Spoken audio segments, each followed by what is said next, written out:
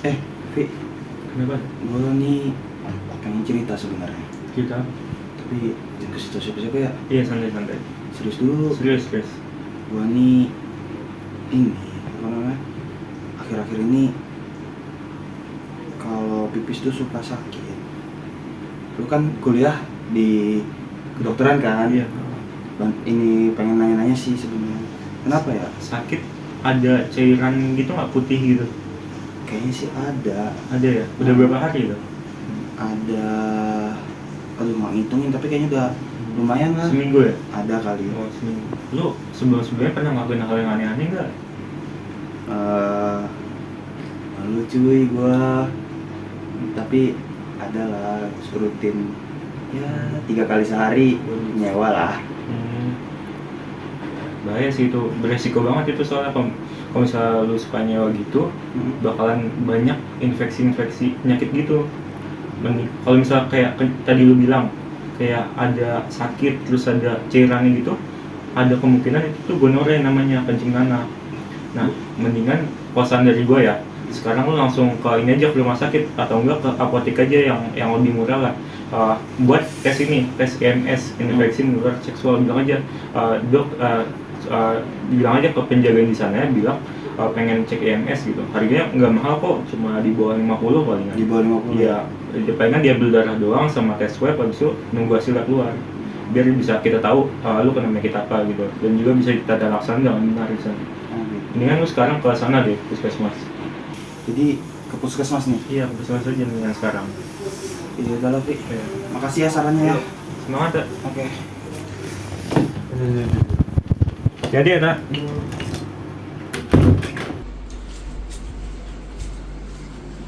Nah, itu merupakan salah satu contoh kasus dari penyakit menular seksual yang banyak terjadi di masyarakat. Oh ya, sebelumnya perkenalkan terlebih dahulu, nama saya Muhammad Raffi Wibowo, NPM 2158011032. Pada kesempatan kali ini, saya akan menjelaskan mengenai health project dengan judul Pencegahan Penyakit Menular Seksual di Kalangan Remaja. Nah, sebelum kita ngomongin tentang pencegahan, alangkah baiknya kita mengetahui dulu apa sih penyakit menular seksual itu. Penyakit menular seksual itu adalah penyakit yang ditularkan melalui aktivitas seksual, baik secara oral, vaginal, ataupun anal. Nah, penyakit seksual menular itu banyak jenisnya. Cuma yang paling sering di masyarakat itu ada, pertama HIV/AIDS, yang kedua ada sifilis, yang ketiga ada gonore, yang keempat ada herpes, yang kelima ada kondiloma acuminata. Nah, jadi mungkin pertama saya akan jelaskan dulu mengenai HIV/AIDS. Jadi HIV/AIDS ini adalah penyakit menular seksual yang ditularkan melalui cairan, bisa cairan darah atau dari cairan darah yang dipakai melalui jarum suntik yang dipakai bersama-sama seperti narkotika contohnya, ataupun juga cairan vagina dan juga cairan sperma yang ditularkan melalui aktivitas seksual. Nah, HIV/AIDS ini disebabkan oleh virus HIV, Human Immunodeficiency Virus, dan juga kalau misal udah parah itu namanya AIDS atau Acute Immunodeficiency Syndrome. Jadi HIV ini gejalanya beda-beda pada setiap orang. Saat pertama kali terpajan, umumnya itu 2 minggu setelah terpajan dari virus HIV, dia akan muncul gejala seperti flu-like syndrome atau seperti flu pada biasanya. Jadi dia itu akan muncul demam, muncul batuk-batuk, pilek, dan juga sakit tenggorokan. Nah, setelah itu dia akan masuk di mana virus itu akan menetap di tubuh, namun tetap hidup dan juga tetap berkembang biak. Jadi dia akan bisa aja nggak ada gejala, ataupun bisa aja ada gejala seperti demam berkepanjangan ataupun diare berkepanjangan dan lain-lain. Nah, nanti kalau misalnya dia semakin turun sel imunnya, dia akan masuk ke tahap AIDS, di mana itu penderitanya sudah imun penderitanya sudah turun banget sehingga mudah terserang oleh penyakit-penyakit lainnya, seperti TBC, kandidiasis oral atau jamur, dan juga toksoplasma. Mungkin itu dari HIV. Nah, lalu yang kedua ada sifilis. Sifilis itu memang penyakit menular seksual juga, sama seperti HIV tadi, ditularkan melalui cairan darah ataupun cairan sperma ataupun cairan vagina. Nah, dia itu disebabkan oleh bakteri, yaitu bakteri Treponema pallidum. Jadi sifilis ini akan bergejala. Jadi sifilis ada fase-fasenya, ada fase primer, sekunder, laten, dan juga tersier. Pada fase primer dia akan muncul seperti gejala infeksi pada umumnya, yaitu pada seperti demam, batuk, dan lain-lain. Namun ada ciri khas yang khusus pada sifilis primer ini, yaitu adanya lesi pada genital atau pada alat kelamin, yaitu berupa luka yang tidak gatal, tidak nyeri, dan akan sembuh dengan sendirinya. Sehingga banyak yang nggak nyadar kalau itu merupakan sifilis primer karena bisa sembuh sendiri. Lalu masuk ke fase sekunder, di mana fase sekunder ini dia akan muncul banyak rom-rom merah pada tubuhnya. Jadi bisa pada tubuhnya mana aja, cuma yang paling umum itu rom-rom merah pada telapak tangan dan juga telapak kaki. Lalu yang ketiga, fase laten. Oh iya, tadi untuk fase primer itu umumnya itu dalam 1 bulan pertama. Lalu kalau misalnya udah fase sekunder itu berbulan-bulan, bisa sampai 3 bulan sampai 12 bulan. Lalu kalau misalnya udah fase laten bisa tahunan, dari 1 tahun sampai bisa bahkan sampai 10 tahun. Itu merupakan di mana bakteri itu akan menetap di tubuh, namun bisa jadi nggak ada gejala apa-apa. Cuma dia akan terus hidup di tubuh dan juga tetap berkembang biak, sehingga semakin banyak kadar bakteri Treponema pallidum di tubuh penderita yang tersebut. Nah, terakhir kalau misalnya udah fase tersier, itu merupakan fase yang banyak komplikasinya di sifilis ini. Dia akan menimbulkan banyak guma, kayak luka-luka besar gitu di sekujur tubuhnya, dan juga bisa juga dengan komplikasi menjadi neurosifilis dan juga kardiosifilis dan lain-lain. Nah, lanjut untuk penyakit menular seksual selanjutnya ada gonore atau kencing nanah. Seperti yang sudah diperagakan tadi, itu merupakan contoh dari gonore. Banyak itu di masyarakat. Jadi gonore itu disebabkan oleh bakteri Neisseria gonorrhea. Jadi dia akan muncul gejala umumnya pada 3 hari sampai 1 minggu setelah pertama kali terpajan.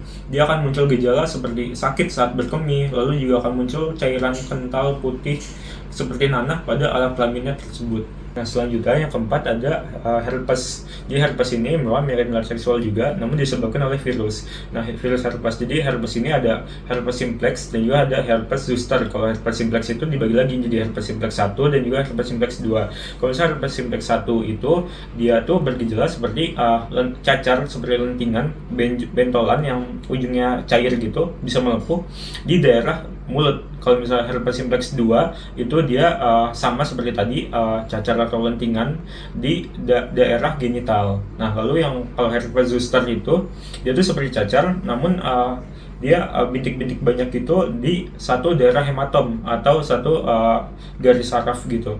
Nah, itu herpes. Lalu yang kelima, yang terakhir ada kondiloma acuminata. Jadi atau yang lebih kita kenal dengan kutil kelamin. Jadi kutil kelamin ini atau kondiloma acuminata disebabkan oleh human papilloma virus HPV tipe yang low risk atau 6 dan juga 11. Yang mana gejalanya akan timbul seperti rasa akan muncul kutil di daerah kelamin yang menimbulkan rasa gatal dan juga tidak nyaman pada penderitanya.